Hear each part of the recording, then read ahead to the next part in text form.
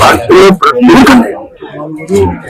ప్రతిరోజు వచ్చేవారు, భక్తులు దేవుడు దర్శనం చేసేవారు, ఆనందంగా వెళ్ళేవారు. ఇవాళ సడన్ గా ఇంతమంది వస్తారు అనుకోలేదు. ఇది అంత ఒక్కసారి మా జనం అది కొత్త ఎవరైతే అంటే ఎప్పుడు జరగలేదు కదా. ఎందుకు అబద్ధాలు చెప్పాలంటే ఇప్పుడు జరగలేదు. 30,000 వస్తుంది నాకైతే తెలుసు. 5-10,000 5,000 వస్తారు అనుకున్నాం, కానీ 30,000 వస్తారు, 1,00,000 వస్తారు నాకు తెలుసా. అదేదయ్యా, అది మనకి ఇంత వస్తారని తెలీదు. ఇప్పుడు రోజు 4,000 5,000 మంది హాయిగా వచ్చి దేవుడు తీసుకుని వెళ్ళేవాళ్ళు. రావాలి కదా మంత్రులు తెలియదు అనుకోలేదయ్యా. భక్తులు వస్తారు, హాయి దర్శనం చేసుకుంటారు, బాగా జరుగుతుంది అనుకున్నాం. అలాగే రోజు వచ్చేవాళ్ళు భక్తులు, చాలా బాగా జరిగేది. సడన్ గా వచ్చారు, వెయిట్ చేస్తాం వచ్చారు, వెయిట్ చేస్తాం అంతేగాని భక్తులు. సార్, మరి ఆలయ నిర్వాహకులు హరిముకుద్ పాండే అయితే ఈ విధంగా అంటున్నారు, అసలు ఇంతమంది జనాలు వస్తారని ఊహించలేదని చెప్పి, ఇంతమంది వస్తారని ఊహించలేదు కాబట్టి మేము నిర్వహణ ఎలా ఏర్పాట్లు చేస్తామని కూడా వ్యాఖ్యానిస్తున్నారు. మరి దీన్ని ఏమంటారు సార్? ఎస్, పెద్ద ఆయన చెప్పిన మాటను మనం నమ్మాల్సిన పరిస్థితి ఉంటుంది. ఆఫ్ కోర్స్ ఆయన చేసినటువంటి ఒక గొప్ప కార్యం ఏంటి అని అంటే, తన సొంత డబ్బుతో 10 కోట్లు ఖర్చు పెట్టి ఆలయం నిర్మించటం అనేది. బట్ నిర్మించి వదిలేస్తే సరిపోతుందా? నిజానికి ఆయన వయసును బట్టి ఆయన మీద మనము వ్యాఖ్య చేసే బదులు అక్కడ ఉన్నటువంటి స్థానికమైనటువంటి భక్తులు కావచ్చు, అలాగే ఈ టెంపుల్ కార్యక్రమాల్లో నిత్యం నిర్వహణలో భాగస్వాములైన వాళ్ళు ఖచ్చితంగా ఊహించగలరు. ఈ పెద్ద ఆయన ఊహించలేరేమో, భావిద్దాం, నిజమని మనం ఆశిద్దాం. ఆయన చెప్పిన దాంట్లో పెద్దగా మనం అంత కాంట్రవర్షియల్ చేయాల్సిన అవసరం కనపడట్లా. బట్ ద ఓన్లీ థింగ్, మంత్రి గారు చెప్పారే ఇప్పుడే ఒక వివరణ ఇచ్చారు ఝాన్సీ. 2,000-3,000 మందికి సరిపోయేటటువంటి టెంపుల్ మాత్రమే అదేని సమాచారం ఇస్తున్నారు. అక్కడికి వేలాది మంది భక్తులు వచ్చారు, 25,000 మందికి పైగా వచ్చారు అని అంటే, వస్తున్నప్పుడు కనీసం గ్రహించేటటువంటి యంత్రాంగం లేదా? ఇంతమంది వస్తారు అన్నటువంటి అంచనాలు మీకు నిజంగా గుర్తులేదా? లాస్ట్ ఇయర్ కూడా ఇలానే విపరీతమైనటువంటి తోపులాటతోటి ఆ రోజున్నటువంటి భక్తులు చాలా ఇబ్బంది పడ్డారు. ఆ విషయం స్థానికంగా ఉన్నటువంటి వాళ్ళందరికీ తెలుసు, ప్రజాప్రతినిధులకు తెలుసు, అధికారులకు తెలుసు. అలాగే అధికారులను మాత్రమే కాదు, స్థానికంగా ఉన్నటువంటి ప్రజాప్రతినిధిని కూడా తప్పుపట్టాల్సిన పరిస్థితి ఉంటుంది. బికాజ్ అక్కడ ఉన్నటువంటి కల్చర్ వాళ్ళకి బాగా తెలుసు, అక్కడ ఉన్నటువంటి నమ్మకాల మీద వీళ్ళకి అంచనాలు ఉంటాయి. ఎంతమంది వస్తారు అనేది తెలిసి కూడా నిర్లక్ష్యంగా వదిలేసేటటువంటి పరిస్థితి ఆ టెంపుల్ నిర్వాహకుల యొక్క వ్యవహార శైలి ఎలా ఉన్నది అన్నది బాధ్యతగా చూడాలి కదా. బట్ జరగల కాబట్టి స్థానిక ప్రజాప్రతినిధికి కూడా తప్పుపట్టాల్సిన అవకాశం ఉన్నది. మరొక విషయం నేను ఇప్పుడే చాలా ప్రజల మధ్య చర్చకు పెట్టబోతున్నా. ఇవాళ 10 మంది చనిపోయారు. ఇవాళ ప్రభుత్వం ఒక ఫాల్స్ ప్రెస్టేజ్తోనో ఒక భయంతోనో ఏదో ఒక కాంపన్సేషన్ ఇన్ని లక్షలు ఇస్తున్నాము అని ఒక ప్రకటన చేస్తారు. ఎవరి డబ్బు అది? ప్రజల డబ్బు. ఎందుకు ప్రజల డబ్బు ఇవ్వాలి? నిర్లక్ష్యంగా అక్కడ వ్యవహరించినటువంటి పరిస్థితులు మన కనపడుతున్నప్పుడు ఈ నిర్లక్ష్యానికి కారణం ఎవరు అనంటే మనం చెప్పినట్టుగా ఆలయ నిర్వాహకులు, అలాగే ప్రభుత్వం. ఇలాంటి పొరపాట్లు జరుగుతున్నప్పుడు ప్రజల డబ్బును ఎలా పడితే అలా పనిచేసేటటువంటి పరిస్థితి ఉంటుందా అన్నటువంటి ఒక ప్రశ్న మనం ఇంతకు ముందు కూడా వేశాం. ఇవాళ ఒక కంపారిజన్ తీసుకొస్తా. ఇటీవల జరిగినటువంటి ఒక సంఘటన, ఒంగోలు జిల్లాలో కందుకూరు దగ్గరలో ఒక హత్య జరిగింది. ఆ హత్య చాలా కిరాతకంగా జరిగింది. ఆ చేసిన వాడిని కమ్మ సామాజిక వర్గం అన్నటువంటి ఒక ట్యాగ్ లైన్ తగిలించేసి, కాపులకు సంబంధించినటువంటి ఏమాత్రం బాధ్యత లేని వాళ్ళు మాట్లాడినటువంటి కొన్ని మాటలకి ఇవాళ కూటమి ప్రభుత్వం షేక్ అయిపోయింది. నిజంగా షేక్ అయింది. అందుకే పొలాలు, అలాగే ఆర్థిక ఫలాలు అన్నీ పంచటం జరిగింది. ఒక హత్య జరిగినప్పుడు హంతకుడికి డబ్బుంటే వాడు గనక ఆస్తులతోటి చాలా కంఫర్టబుల్గా ఉన్నటువంటి పరిస్థితి ఉంటే ఆ డబ్బునే రికవర్ చేయాలి. వాడు ఏదైతే ఒక ఫార్చ్యూనర్ వెహికల్ తోటి దారుణంగా గుద్ది చంపాడో, అలాగే ఇవాళ హాస్పిటల్లో నిస్సహాయంగా పడి ఉన్నటువంటి బాధితులు ఎవరైతే ఉన్నారో వాళ్ళ పక్షాన నిలబడుతున్నప్పుడు ప్రభుత్వం ఇక్కడ హత్య జరిగింది కాబట్టి డబ్బులు ఇస్తూ పోయింది. ఎవరి డబ్బు అది? ప్రజల డబ్బు. ప్రజల డబ్బుకి ప్రభుత్వానికి ఏం సంబంధం? గవర్నమెంట్ అంటే అర్థం ఏంటి? కస్టోడియన్ అంటే పరిరక్షణ మాత్రమే, పంచడానికి కాదు. అలాగే దేనికి ఎంత పంచాలి? ఒక జీవో పాస్ చేయండి, ఒక నిర్ణయం తీసుకోండి, ఒక ఇనానిమస్ రూల్ని అప్లై చేయండి. హత్యలు జరిగితే ఎవరైనా చనిపోయిన వాళ్ళ కుటుంబాలకి ఏ కులమైనా సరే డబ్బు ఇస్తామని మీరు ఒక ఆర్డర్ పాస్ చేసేయండి. పెద్ద చర్చనీయాంశం కాదు. కానీ ఇవాళ 2 కులాల మధ్య వైషమ్యం పెంచుతున్నారు అనే ఒక వాదన చేసింది ప్రభుత్వం. అంటే మీరు చేతులు ముడుచుకు కూర్చుంటున్నారా? వైషమ్యాలను పెంచేటటువంటి వాళ్ళను చూసి భయపడతారా, శిక్షిస్తారా?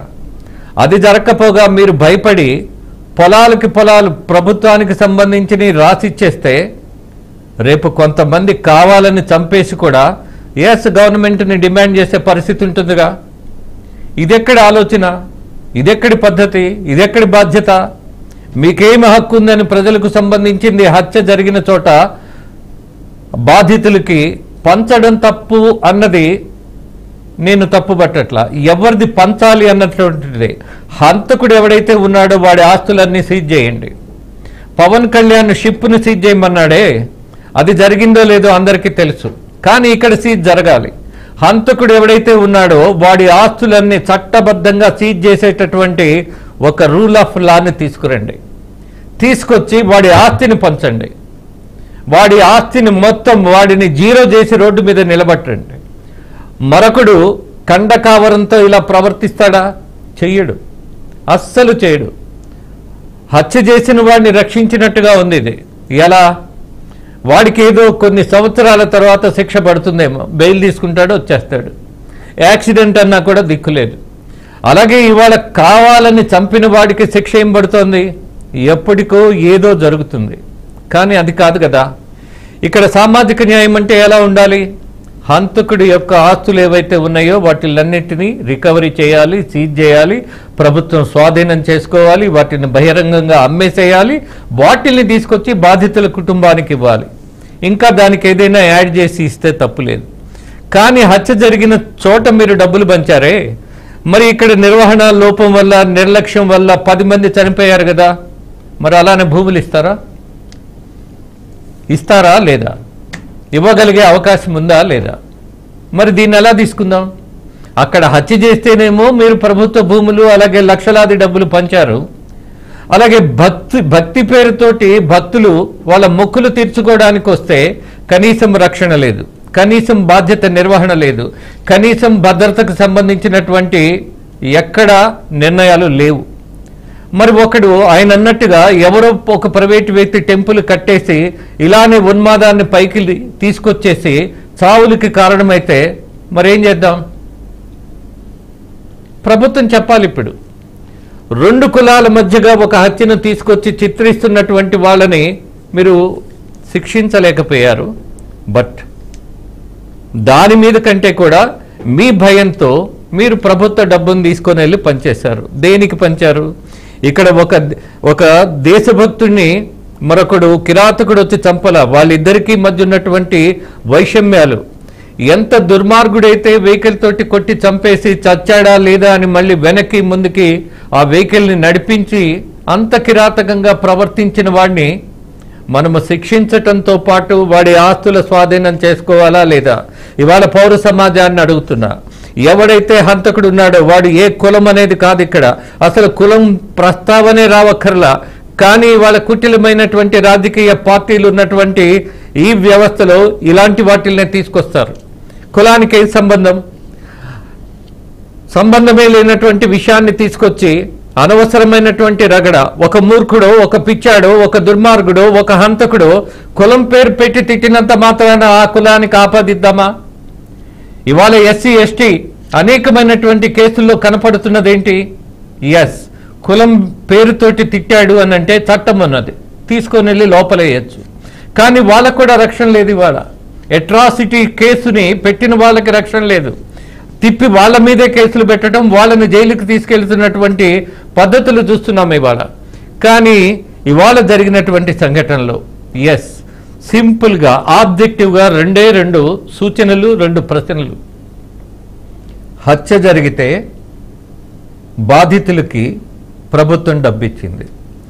భక్తి పేరుతో ఇక్కడ అతి సామాన్య కుటుంబానికి సంబంధించిన వాళ్ళు మనకు కనపడుతున్నప్పుడు, వాళ్ళ మరణం వాళ్ళ కుటుంబంలో బాధతో పాటు ఆర్థికమైనటువంటి ఇబ్బంది తీసుకొచ్చినప్పుడు ప్రభుత్వం మరి ఏమిస్తుంది? అది నా మొదటి ప్రశ్న. అది నా చివరి ప్రశ్న. ప్రభుత్వం తీసుకోవలసినటువంటి జాగ్రత్తల్లో ఒకటి, అది దేవాదాయ శాఖకు సంబంధించిందా కాదా అన్నటువంటి దానికంటే కూడా ఎక్కడ భక్తి కార్యక్రమం నిర్వహిస్తున్నా అక్కడ ఖచ్చితంగా ప్రభుత్వం దృష్టి పెట్టాలి. 2, అక్కడ నిర్వహణ బాధ్యతలు ప్రభుత్వమే దగ్గరుండి పర్యవేక్షించాలి. అలాగే నిర్వాహకులకు అంత స్తోమత లేనప్పుడు, అంత సమర్థత లేనప్పుడు అసలు అలాంటి కార్యక్రమాలు అక్కడ జరపకుండా ఆపేసే పరిస్థితి చేయాలి. 2000 మంది పట్టే చోట 25,000 మంది వెళతారు అన్నటువంటి సమాచారం కూడా తీసుకోలేనటువంటి ప్రభుత్వ వైఫల్యాన్ని ఇక్కడ ఎండగట్టాలి. కానీ తిరిగి రానటువంటి ప్రాణాలకు సమాధానం చెప్పలేనటువంటి పరిస్థితిలో మళ్ళీ ఈ పొరపాటు జరగకూడదు అనే దాని మీద ప్రభుత్వం ఎలాంటి నిర్ణయాలు తీసుకుంటుంది అన్నది మాత్రం this is the highest demand today from my side, from our side. ఖచ్చితంగా కొన్ని నిర్ణయాలు స్పష్టంగా తీసుకోవాలి.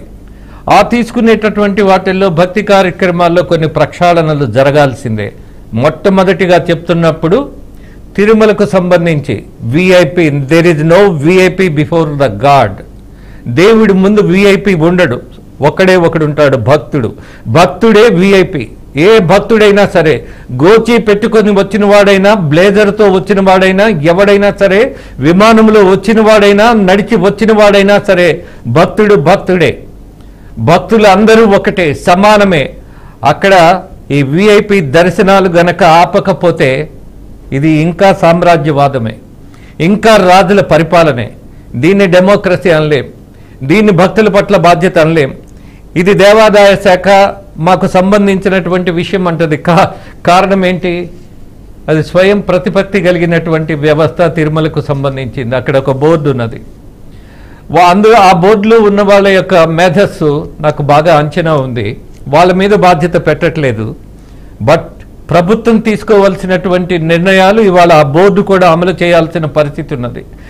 అక్కడ నిర్వహణకు మీకు ఆదాయం కావాలి అనుకుంటే భక్తులు ఇచ్చేటటువంటి కానుకలు రోజు స్క్రోలింగ్ చేస్తూనే ఉంటాం.